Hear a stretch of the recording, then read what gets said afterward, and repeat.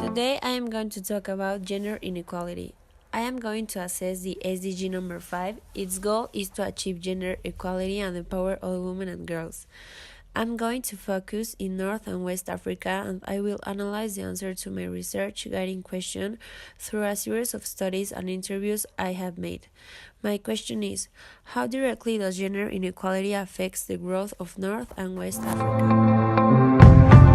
I have researched the problematic, and it all starts at the beginning, when some girls are deprived of education. Can you imagine being deprived of your human rights? Where you have less opportunity to go to school just because you're a woman? Or where you're given less job opportunities? That is for some women from North and West Africa the biggest problem. Let's focus in three demographics that are discriminated: girls, pregnant or married teenagers, and middle-aged women. I have prepared several interviews with similar questions so that we can get a general idea and then compare them. Let's start with little girls. Let's hear Malala's perspective. I want to emphasize her point of view. But not only terrorism is the hurdle. There are many other things that are stopping girls to go to school. They are victims of early forced marriages. They are victims of sexual violence. And as well as the cultural norms and traditions are stopping them. And her only job and her only life is just to cook, feed children, give birth to children, take care of her husband, her mother-in-law, her father-in-law. That's the life of a woman.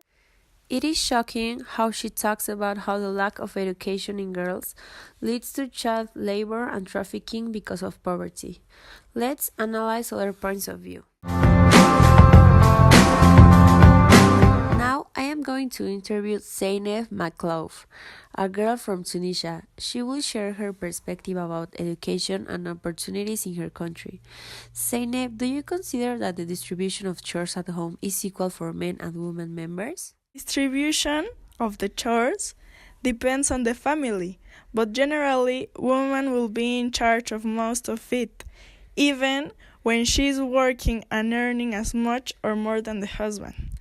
As for girls and boys, it is expected for the girl to help and contribute in house chores while the boys can do other things. Is there a remarkable preference in choosing boys before girls at going to school? What is this decision based on? The decision is normally taken equally, but sometimes it is expected that girls stay at home to help their mothers. How many girls actually graduate from elementary or middle school? In Tunisia, the number of girls over 15 who are illiterate is 39, while the number of boys is 19. Middle school. Thank you very much for your time, Zeynep. So, as we can see, in each country, gender equality and opportunities for girls are different. In some countries, this situation could not be so important for the government or the communities, but studies reveal that Africa has a lot of progress and development. But what if North and West Africa as a whole don't have a mutual progress that benefits all the countries that take part of it? There has not been a remarkable change in growth in North and West Africa because of Tunisia's education opportunities, but still it is a big step into the direction of growth in the continent. As for the second demographic, pregnant or married teenagers, I am going to interview Rebecca Jandel. She is part of the Community Engagement Manager at One Girl, which is an NGO that focuses on helping girls and teenagers that are pregnant and discriminated or forced into marriage. Rebecca, are there special programs of this organization for the time girls want to keep studying after their pregnancy? Once our scholarship girls have finished high school, we support them through our alumni program. Sometimes we're able to connect high-achieving scholars with other organizations that can support them to go to university. If our scholars have to drop out of school due to pregnancy or marriage, we try our best to support them through our Business Brains program. In the studies you have made, how does society react to a pregnant or a married teenager? Are these girls anyhow discriminated at their homes or schools? Teenage pregnancy is a big issue in Sierra Leone and other countries, and often these girls are not supported by the schooling system. Only 60% of girls in Sierra Leone finish high school, and the main reason they drop out is because of pregnancy or marriage. Technically, marriage under 18 is illegal in Sierra Leone, but still 40% of girls are married before they're 18, so it is a culturally acceptable practice there. Based on your experience, would you say that boys involved are discriminated? How does society chooses to discriminate a pregnant or married teenager but not the boy who got her pregnant or is the husband? Like in most places around the world, it is almost always the girl who is blamed for the pregnancy. Part of our work has been to try and bring boys and men into the conversation so that the issue becomes a community issue rather than just a woman's issue. Another huge issue in Sierra Leone is that 30% of teenage pregnancies are the result of teachers forcing their students to sleep with them in order to pass their classes. So there's definitely a bias against the girls in this situation, and little consequences for the men. In your experience working with pregnant teenagers, what do you think are the prejudices that society makes about teenage married or pregnant girls? The ability of the girl to not get pregnant, rather than the boy men. They are often judged as being immoral or bad girls, even when they have been the victim of sexual assault. What percentage of these girls wants to keep studying and what percentage settles for not doing anything else than staying at home? We have found that all the girls we talk to want to go back to school. They all know how important education is to be able to support their children and family. Thanks for your perspective in this topic, Rebecca. It is very important because you have had personal experience with this demographic.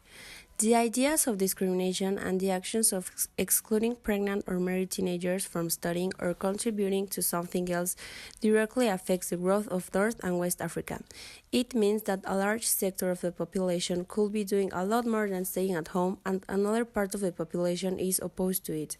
This means that there is no lack of desire to study, there is lack of opportunities.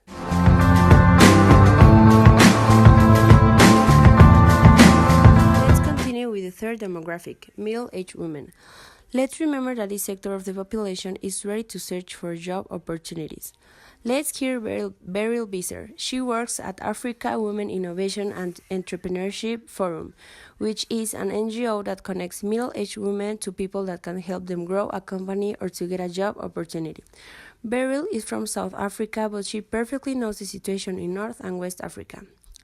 Do you consider that the distribution of chores at home in Africa is equal for men and women members? The role of men and women in the average African household is very gender specific. Men are usually the breadwinners in the household, while women take on most domestic tasks such as child caring, cleaning, laundry, cooking, etc. Based on your research, would you consider that a remarkable preference is present in choosing men before women at hiring a job? What is this decision based on? Within the informal economy, men are hired mostly in laboring jobs and women in services such as food service and cleaning. I believe this decision is based on the understanding of men as more physically able, and women are more nurturing and caring. Has there been a remarkable difference on the wage gap between men and women along the years? Based on what? I believe that the wage gap will decrease over time as women become more equally educated and are offered greater opportunities in the workplace. Thanks, Beryl. As you stated, women are generally less educated than men, which means that they have higher positions at work, therefore better wages. This leads to the beginning. Since education has been denied to girls, when they grow up they have less knowledge, therefore less opportunities to help.